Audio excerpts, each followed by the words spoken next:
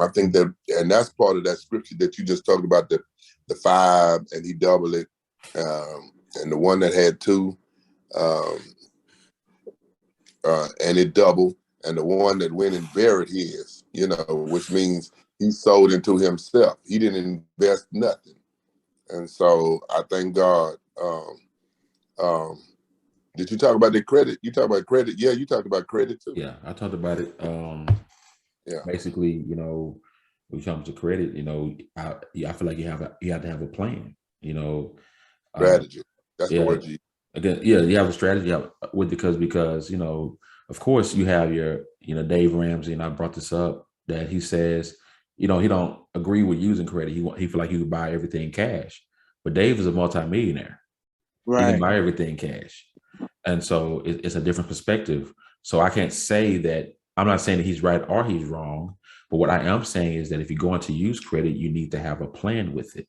Don't just go out and get credit. Like say you get a credit card and say, okay, you get $1,000 limit. You go put $100 on it and you start paying on it monthly. By the time the second month come around, they increase your credit limit. So what you go do? You buy more stuff, so you continue to put yourself in more and more debt. You have to have a plan with it. You go buy a house. You need to have a plan on when you're going to pay the house off. You buy a car, you need to have a plan when you're going to pay that car off. Don't just let the creditors run you. It's your money. You need to take control of that. And I think that is something we don't teach enough of, is that, yeah, you're going to get this credit card, you're going to get this credit, but you got to pay this mess back. And what's your plan to pay it back? Cause we got hundreds, millions of people, hiring credit repair agencies because they got so deep into this stuff, they don't know what to do. And because no one had a plan on what to do after the fact. So that's my take on that. And a lot of them are scammers on that credit repair. There's a lot of them been scamming. One girl just went to jail using other people's information, and might well take care of your own business. You got yourself into it. Ask the Lord to give you the wisdom to get you out of it. And I think there's definitely places to go, or people that you can get in contact with that will teach you about credit.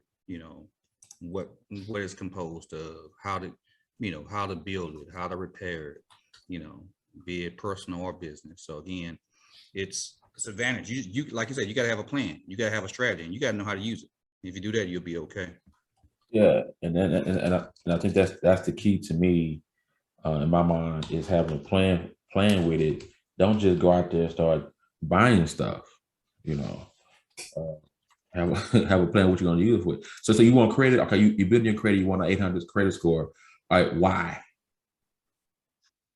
Why do you want that 800 credit score? What are you going to do with it? Don't just get it. Just say I have an 800 credit score. What are you going to do with it? Have a plan with it, okay? And have a plan of how you're going to pay it back. Because you're going to owe it. They're going to put on your credit. It's going to be there until you fix it. Because not everything don't fall off every 7 years. There's some stuff that stay on there. Like everything. Yeah. So I want to ask y'all this question too. How many of y'all have already started investing? And what type of things are you investing in, if you are investing? I am investing, but I have no idea. Nick Jr. has set me up for some stuff. We broke now, but I mean, I'm down to the nitty gritty. I'm investing. I invest in just some basic mutual funds, and also I think I invest in also some life insurance. There's some life insurance type, mostly whole life, where you can do investments, and it's one of the lesser talked about ways of investing. Well, I know a lot of people do whole life, especially when they want to start trying to be their own bank, because you can borrow money against that. Which is a whole nother lesson. in the They, city? I invest, but the issue I'm having, we all pretty much know the economy go fall at some point. Well, I mean, I know it's normal to have its dips and ups and downs, but we all know it's gonna fall. We just don't know when. So to be honest with you, I really don't trust none of the systems out there. I mean, we know the Bible, we know Revelations, the black horse, you know, of course that's during the tribulation period, but who's to say that fall can't happen before then, you know? Well, it's not for us to know the times of the season. Yeah. So We live our lives every day, By faith. and by faith and obedience to God. We continue to move forward. And it's like he says, the scripture tells us, he said, "Well, occupy until I come." So right. we continue to occupy, we continue to do the work and put in the time until he comes back. And the owner that I remember back in 2007, when the fall happened in 2007, 2008, there were people I personally knew that was getting ready to retire, and they ended up having to extend, and so it's just one of those things. I've been praying for guidance about what to do. I know this cryptocurrency thing is a big deal. It's just, I'll be honest, I personally really just don't trust the system. The people that run the system has proven to us they're not really trustworthy. Be honest, it's kind of hard to say what to invest in. And we know it's always a chance. You just taking a chance. It's hard to really just say. I'm just really praying for guidance. I feel like now there's so many more options than what used to be years ago. The concept of retirement is totally different than what it was in our parents and grandparents' day. Back then, it was coming to work 40, 50 years at a place and get that good pension plan. But now even pension plans aren't what they used to be. You really on your own now, really.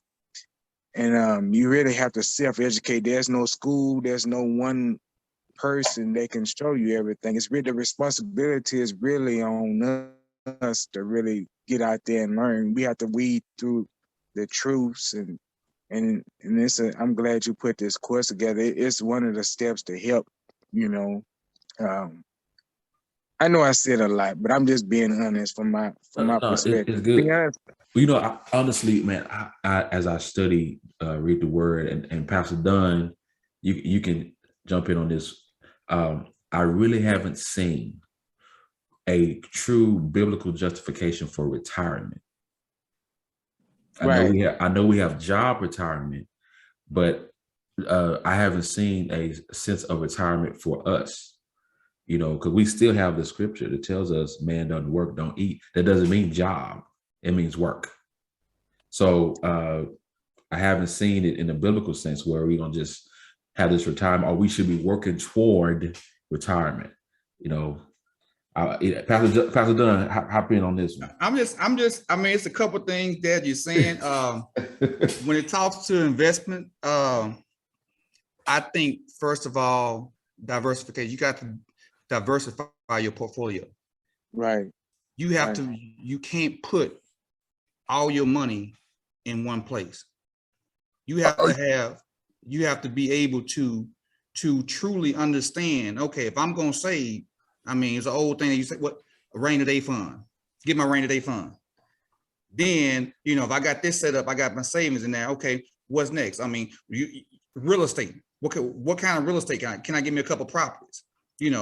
As I'm going, if I'm talking about stocks, okay, what type of stocks I'm going to get? I mean, and then even when you start looking at them, you got like those stocks that are high risk. You got stuff that's high risk. You got something that's medium risk. You got something that's really safe. You got to be able to, even with your 401k plan, when you have your 401k plan, you can actually have, if you, depending on your carrier, you can actually go in there and you can look at it and you can set it up to say, do you want to be low risk, mid risk, high risk? You get to pick those different things. So you got to decide and have a strategy for yourself. And as you begin to add certain things, again, work is not all about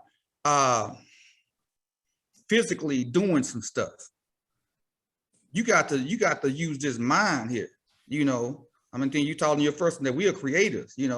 You know, we create income. You know, we create jobs. You know, those things are there. So as you begin to diversify yourself, it could be a business. I like his plan. He said, when I get my business, when I'm doing this stuff, this is my plan for managing my business. That's one thing. Okay, this is up and going because some of it's going to work itself. And then one thing is you got to make sure when you're building these businesses that you're not building a business that you got to work at. Business got to work for you. So again, that's just a different type of level to kind of be on when you begin to do things. But again, brothers, just diversify your income. You know, it's so much out there. Scared money never gonna make money. I mean, again, I mean, you got these. I mean, I don't know if you talked about, but you got those NFTs things coming through. You got crypto out there. You got traditional stocks in there. You got to be listening and see what's going on in the market, man. When you listen to what's going on in the market, man, you start hearing about people having to split. You know, that means you about to get double for your money. It may drop down for a minute, but I'm gonna have more than I started out with. So you got to have your ear to the ground and really listen to what's going on. And as you do that, you position yourself to really do it. So again, I don't know. I think, did I mess that question up? Pastor No, you good. I forgot what you asked me, man, to be honest with you. No, you did great. That's why I knew to call on you, because I knew that you're gonna, give it to us, man. Yeah, man. Again, like you said, two things: scared money don't make money, right? Okay?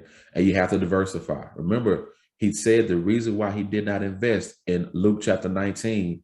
He said, "I did not invest. I did not do it because I was scared." He told him, he said, "I want you to took my money, put it in the bank, invested it, did something with it because I wanted a return on it." So it's up to us to find out what works. And remember, it's your investment strategy. It's your investment strategy. So if you want to do a low risk strategy, you can do a low risk strategy. That way you ain't like, in 2 years, you like hurting and scared because, oh my God, I lost all my money. No, you did a low risk investment strategy. So you have to think of it that way.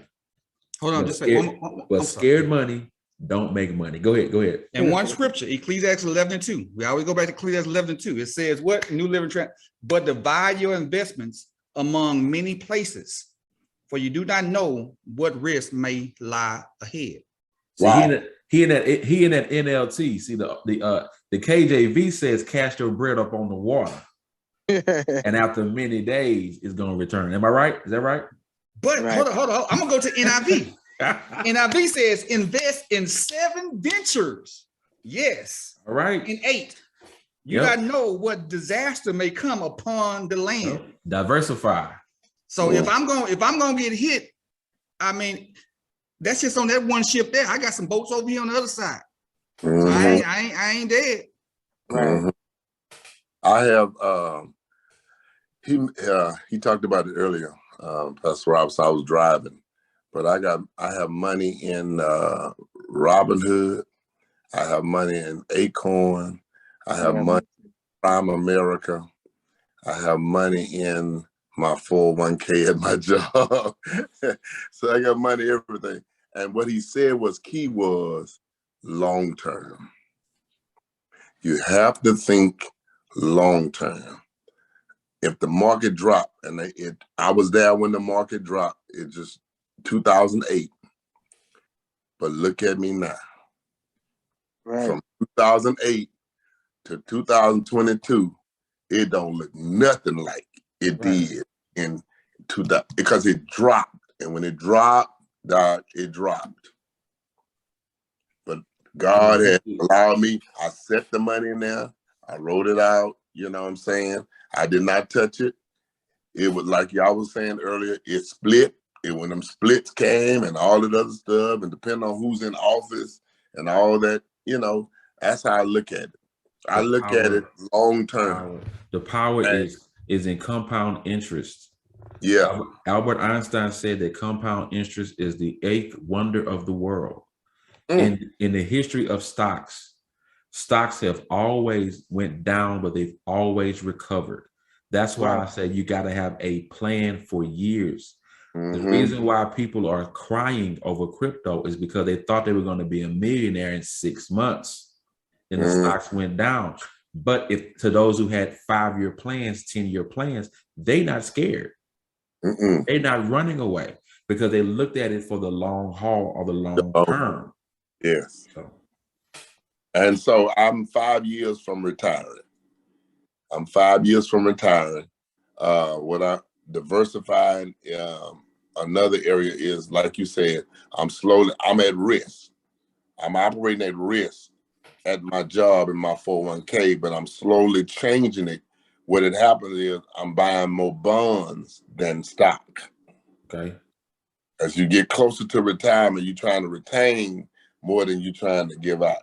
So when you got a long time, you got 14, 15 years before you retire. And then being at a job, I've been at my job 30 years. You don't hardly hear about that no more. Yeah. And so when I retired, I've been there 36 years. I have the time, but not the age. So you start shifting things as you get closer to what we say retirement. I'll still be working, but I'll be working for the Lord.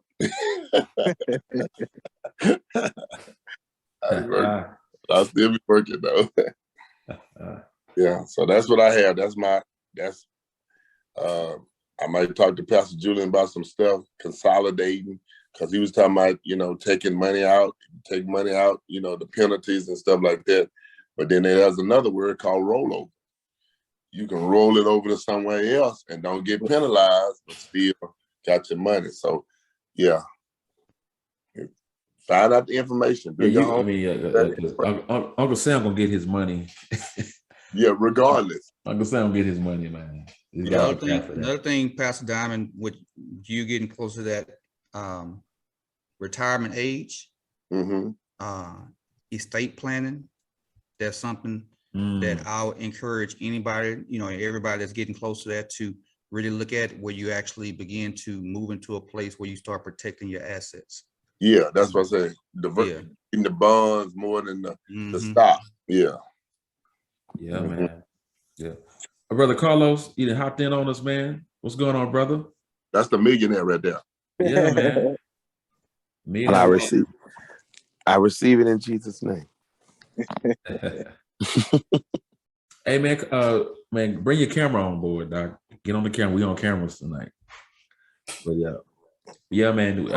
Pastor Glenn, you have anything to give us before we close out of here? No, sir, I'm good. I really enjoyed it tonight. The little bit that I was able to catch, I really enjoyed it tonight, and I've been enjoying it. Well, we've been in this 3 weeks now. It's the 4th week. What, man? Yes, sir. Yes, sir. It's the last session. We got one more session next week talking about becoming the father my dad never was. Oh, okay. That's a good one. Wow. I really have enjoyed it. Yeah, man. So yeah, we're gonna deal with that next week. And I appreciate all you cats. Appreciate all you cats, man, hopping on and joining us.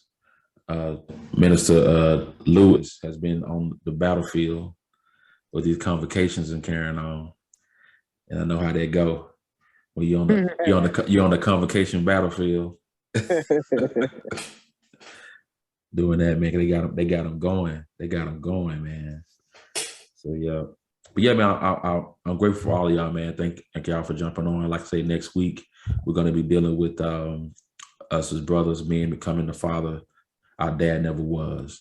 And so even if you many of us have had dads and they were great fathers, there are still some things that you've learned that you're going to take and some things you're going to put away. So we're going to deal with some of those things as well.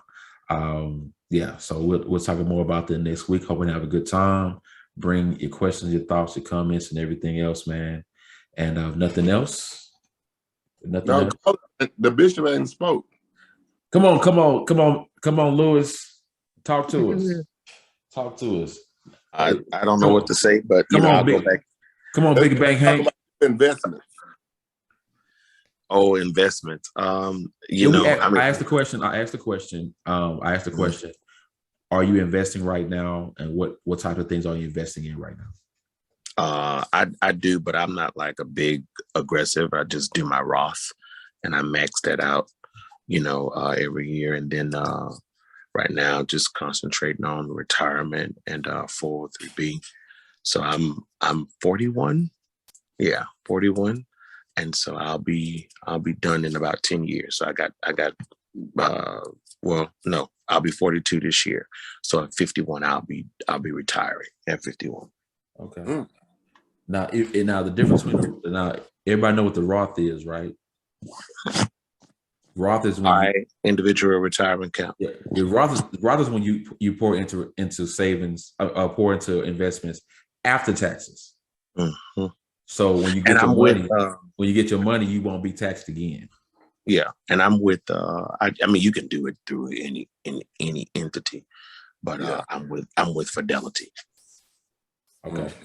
Mm-hmm. Yeah. Now tonight we talked about investment. Tonight we dealt with the mobile apps. I didn't get into the big banks, but of course every bank does retirements just about. So and then little small things that you can do just to generate some money. You got an Acorn, that does those kind of things where you spend, and if you spend $9.50, they'll take the 50 cent, round it up to 10, and invest that, and you can also do the recurring. If you want to do a recurring $20 or $50 or whatever it is that whatever it is that you choose. I guess this is a praise report, if you will, that come on, praise report. As of 2 weeks ago, I have eliminated every single credit card bill that I have. So I have no credit card debt. Wow. Yeah. Awesome. So awesome. Yeah. And sometimes life happens. And life for me happened really, really bad in 2015. Life happened really bad in 2015. I had 4 surgeries. And during that time of the surgeries, literally my washer and dryer, my hot water heater, my dishwasher, and something else major went out, refrigerator. All of those things went out on top of 4 surgeries. And so it hit me, and it hit me hard. And so it kind of left me, maybe left me about 30, 34 in the hole. And so I was able to, the Lord allowed me to clear that. I cleared that about maybe 2 or 3 years ago. And then some things happened again. Just, those things that do. And it left me probably about maybe 10 in the hole. And it's all gone now. So you just have to prioritize, obviously, I'm sure you talked about paying tithes and offering. And I'm not a big shopper in terms of wanting name brand things and those kind of, I like nice things, but I also know how to prioritize. I remember back in 2015 when I did have those, that big debt that was there, I got laughed at. Jay, you might have laughed at me too. But no, I got laughed at because I don't laugh about money. I sold my car and I drove. No, I'm just teasing you. I sold my car and I bought a cash car. Mm-hmm. It was a 1995. I can't remember the year, but it was royal blue. It was a Dodge Neon. And I paid like $1,500 for that car cash. Sold my car because I wanted to get rid of the car note. And I just started gushing money into trying to, because when that debt was paid, it was a big release. And in that time, I wasn't doing no traveling. In that time, mortgage was always met, never had any utilities on those kind of things go off, be cut off or whatever. I mean, I lived and no one knew. I just made the sacrifices, and that's what you have to do. I did not follow the Dave Ramsey plan like 100%, but the part that I did follow, quickly, I've always had a savings. That's always going to be a must. I mean, I'm not touching that unless it's just gone, unless it's just dire need. But make sure that you have, he says 1,000, you need to have at least, you need to have that's a non-negotiable. But what really worked was the snowball. What really worked was snowballing. Okay. You got 4 or 5 credit cards, you tackle that, you pay the minimum on those other ones that you have, and you tackle that small one. And then after you tackle that small one, what you was putting on the small one and that next minimum, add that to it. Now, this is not recommended, but this is something that I did that helped me because I really was disciplined. Consolidate if you can. If you get you a consolidation loan or you find a credit card. You did. Okay. Yeah, get you a consolidation loan. Or if not, whatever credit card that you have, that's the max of it, call them. And sometimes they will give you 0% interest for 18 months for balance transfer. Do those, but you have to be wise in doing that and don't do the balance transfer and then go back and shop and spend up more money. Right. And that's what we talked about tonight. We said, if you go, I'm not saying you can't use credit, but I'm saying you need to have a plan. And let me tell you something, this whole notion about don't use credit, again, I'm very different. I do what works for me. So listen, a disclaimer, no financial advisor here. I know what works for me, but I use credit cards because I like reward points. Those reward points turn into cash. You go out to eat. Seriously. But you got to pay it back. Remember, right? But you get the reward points. Pay it off. But he actually, go ahead. I'm sorry. He hit up on something, bro. Because honestly, I mean, I use credit. I use it wisely. I mean, when I fly, like, I mean, we getting ready to go to a trip, and for my parents, my reward's gonna pay for their flights. There you go. That's it. That's it right there. That's it right there. And you just have to be for example, my Fidelity account that I have my investments with, I also have a Fidelity Visa card. So I've connected that to stuff. Charge your mortgage, charge your light bill, charge your groceries. You paying it anyway out of your bank account, so charge it and then just pay it. So smart. Okay, so one way, because we didn't talk about this, but you talking about charging the market. So if one of the reasons why I've been pushing business credit, okay, because if I have a business credit card and I'm paying my mortgage off of that, or I'm paying my car note off of that, it's helping to build my business credit at the same time. Yes. So that's those are avenues you can use to help build a business credit for later on, for whatever it is you're trying to do. But again, that's why I say, you have to have a plan for this. Don't just be haphazardly just going in Macy's and just swiping cards. You need to have and another thing too, I have 5 credit cards. Ooh. I have a Visa. Okay. I have a MasterCard. I have a Firestone. I have a Best Buy, and I have a Lowe's. Okay. Well, 6, and I have Care Credit. Those are like the essentials. If something happened to my car, and now with the Lowe's and the Best Buy. Okay, this is not financial advice. No. Listen, I'm just telling you. I look because I'm going live and I'm putting this out. This is not financial advice. Go ahead. Okay, but what I'm saying is that I don't like coming off of that kind of cash at one time. Yeah. If you are responsible, especially like for my car, like when I get tires, I like to buy all 4 tires at one time. I've got the type of car that I have, requires a certain kind of tire. I put that on my Firestone. Yeah, Maybachs are like that. Those Maybachs are like that. So I understand. In Jesus' name. But I put that on my Firestone because I get 6 months, no interest to pay it off. Same with like Best Buy. If I need to buy a new refrigerator or new TV or whatever, you got 6 months to pay that, sometimes even up to 18 months with no interest.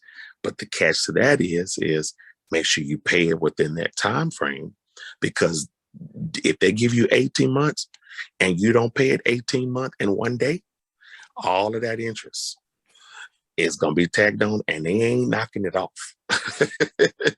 You know, so you have to do what the other people do, and use the credit to your advantage. But you have to be disciplined. Discipline. Mm-hmm. Yeah. One more thing, Pastor Julian. This is not financial advice. He did say something about consolidation loans. Mm-hmm. If you take those high interest credit cards for some people, and if you actually can get a consolidation loan to consolidate that, pay that off, and that's, you'll pay it over a set bill for, maybe 3 years or 5 years, depending on what's the setup. You're gonna have two advantages. You're gonna have that set payment there, plus you're gonna decrease your actual credit card debt. And when you increase your credit card debt, that's gonna increase your credit score. So for somebody trying to get a house or trying to do whatever, their score will shoot up because their amount of available credit goes up, and it shows that you paid that down. So it's just some different things to. And that's another thing that I did, and I did this years ago. I don't, and if anybody on here does what I'm getting ready to say, I apologize or if I offend you. But this whole thing, well, pay somebody to do your credit thing. I have tried all of. When I was in college and was spending money and doing stuff that I shouldn't have done.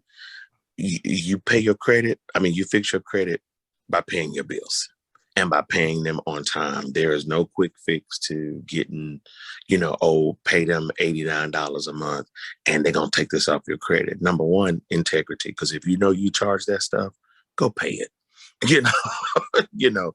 Go pay it. And so I agree. I'm sorry. I was just saying I agree with you wholeheartedly on what you're saying. Yeah, Praise as you speak. Okay. And so so right now, and as my brother and I were actually having this conversation when he said he was talking to a friend of his and that was telling him that the credit system is designed to keep Black people down. Well, no, if Black people don't go and charge and not pay for what they bought, no one made you do that.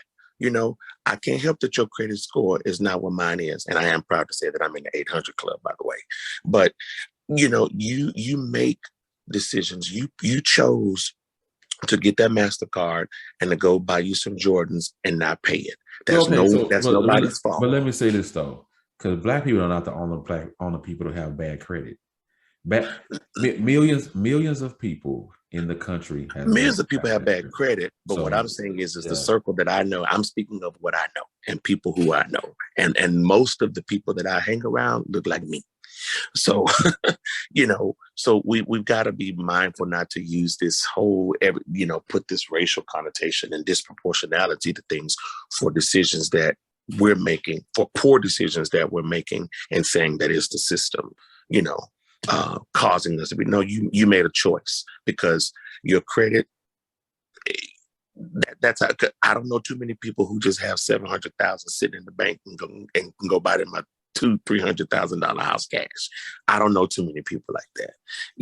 So they need some kind of measure to see that you have good faith to be able to purchase this home or to purchase this car.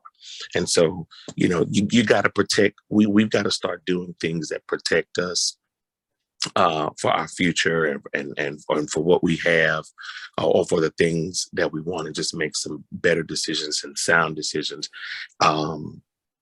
as it relates to our finances. Well, I'm gonna tell you this: my next house, I plan on purchasing. I plan on purchasing it cash because I hate mortgages. Mm-hmm. So I've been praying to ask God to show me how to pay for it cash because I can't. I hate mortgages. I don't necessarily want to do that because I don't want to get rid of all my liquidate all of that kind of cash. Plus, I need a write off. No, so I feel like your business can be your write off. But that's a whole nother discussion. I have a plan for all of that on something else because it's just I'm telling you, I hate mortgages. I just hate them. I just hate mortgages, and so yeah. But anyway, man. I'm gonna have to close this out. I appreciate all of y'all for hopping on. Even Brother Carlos, even though he was late, I appreciate your testimony. I was doing ministry tonight. I know, man. I know you was conventioning and convocationing. So I didn't say I was conventioning, but I was doing ministry tonight. Oh God. Lord have mercy. Well, we're gonna pray your strength. Lord. All right. All right. Listen, remember next week. Remember next week is we were talking about becoming the fathers our dad never was. Because my father, my dad never was. So we're gonna deal with that on next week, and which will be our last week of these sessions. So I appreciate all of y'all, and I will see y'all next Tuesday. Y'all have a good night. All right. Have a good one. All right. Good night.